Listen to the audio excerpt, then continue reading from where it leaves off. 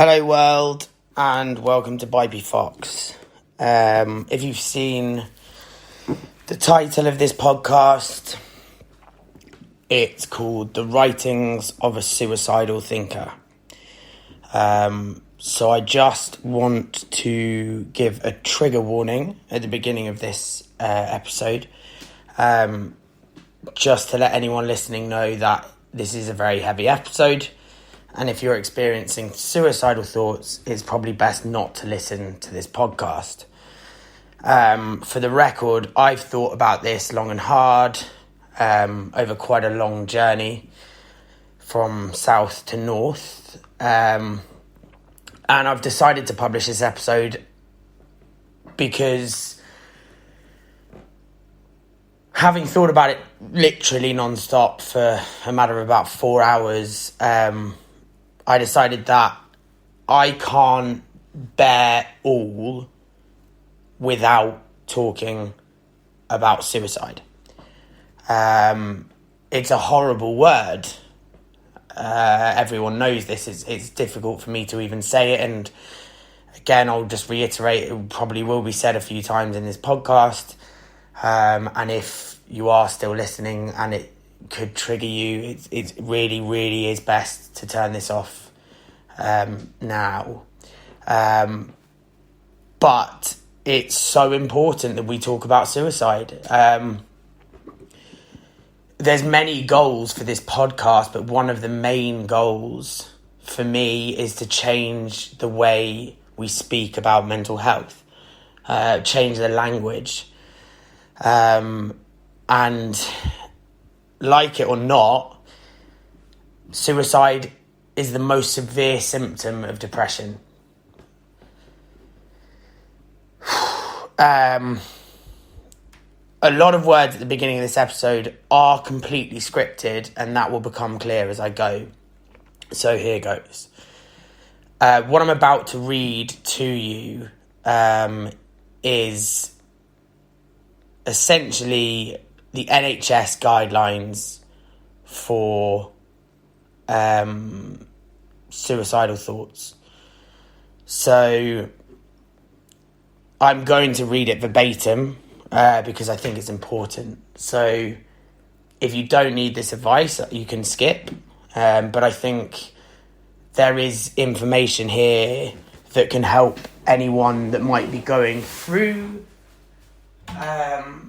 these symptoms, through these thoughts, but also it actually outlines things you can do if you think or suspect that someone might be in a bad place. So, this is literally verbatim from the NHS website, and obviously I do trust in the NHS. I think it probably needs more funding in the mental health sector, but that's something I'll go into on another podcast. But anyway, this is verbatim what it says on the NHS website. Help for suicidal thoughts. If you're feeling like you want to die, it's important to tell someone. Help and support is available right now if you need it. You do not have to struggle with difficult feelings alone. Phone a helpline. These free helplines are there to help when you're feeling down or desperate. Unless it says otherwise, they're open 24 hours a day, every day. You can also call these helplines for advice if you're worried about someone else. Samaritans for everyone. Call 116 123 or email joe@samaritans.org. Just as a little interim here, I will put all of this information on the description of the podcast. So if you didn't catch it the first time, it will be written down. You can also get in contact with Campaign Against Living Miserably, which is the acronym is CALM. Call 0800 58 58 58. That's open from 5 p.m. to midnight every day. And you can also visit a web chat. The link for the NHS website and this page is on here as well. Papyrus for people under 35, call 0800 068 4141, 9 a.m. to midnight every day. Text 07860 039967 or email pat at papyrus-uk.org. Childline, for children and young people under 19. Call 0800 1111. The number will not show up on your phone bill. SOS Silence of Suicide, for everyone. Call 0300 1020 505, and that's open between 4 p.m. to midnight every day, or email support at sossilenceofsuicide.org. Message a text line. So if you want to text rather than call, if you do not want to talk to someone over the phone, these text lines are open 24 hours a day, every day. Shout Crisis text line, for everyone. Text SHOUT to 85258. Young Minds Crisis Messenger, for people under 19. Text YM to 85258.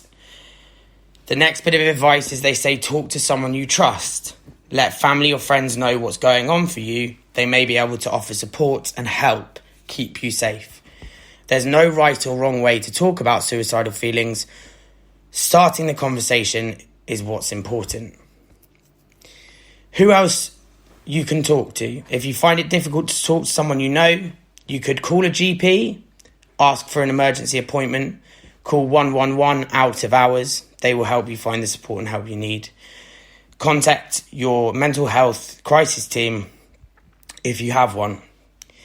This is an important message that they've written. Obviously, all of this is important, but it says, if your life is your life in danger, ?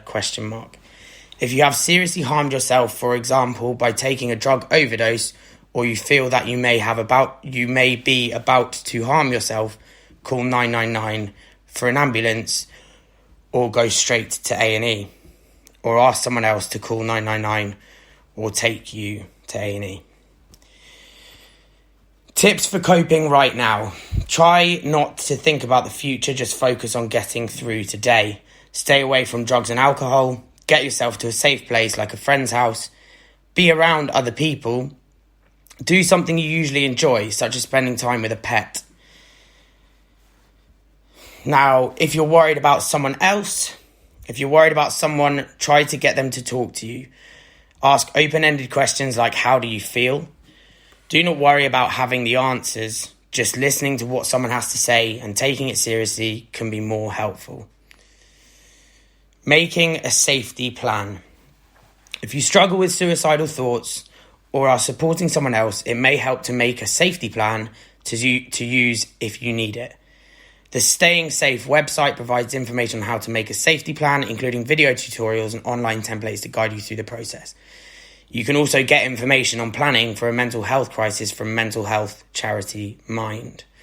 Obviously, we at Bipey Fox are working quite closely with Bipolar UK, but obviously Mind is an amazing charity for mental health as well.